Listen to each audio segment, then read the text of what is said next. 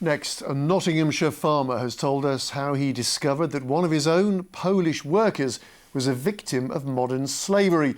The man was being controlled by a landlord who was keeping most of his wages. He called in investigators who then found a second victim. Both men had also been sent to work at Sports Direct in Shirebrook. Our social affairs correspondent Jeremy Ball reports. Good. How's the quality?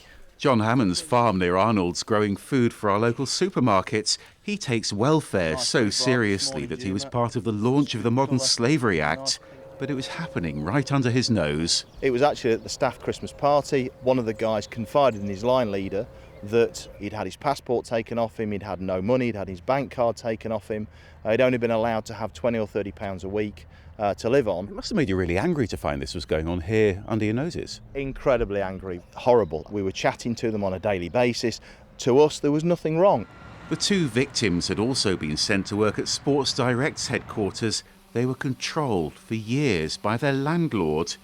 He was Simon Brzezinski, who recruited the men in Poland and who's now admitted fraud and forced labour, a modern slavery offence. Brzezinski kept most of their wages and he made extortionate charges for rent and bills at the house they shared here in Basford. One victim said Brzezinski hurt people because of money and told investigators he was dangerous. It was a threat of violence. You know, you do what I want you to do, or you'll be subject to assault, the threat of ending employment, the threat of throwing them out of their house and leaving them on the streets. And I am concerned that, there's a lot out there that we don't know.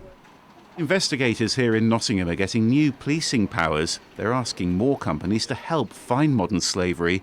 And back on John Hammond's farm, there's even information on the toilet doors. Some of our customers have been hugely supportive because they understand the problem, they've seen it elsewhere in the industry, but others less so because they can't understand how on earth we managed to miss this. But if you suspect anything, get in touch with the authorities. It's quite frightening that you can't see it.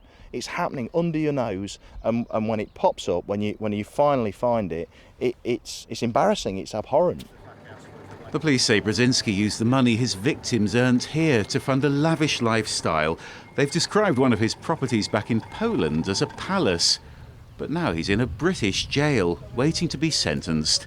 Jeremy Ball, BBC's Midlands Today, Nottinghamshire.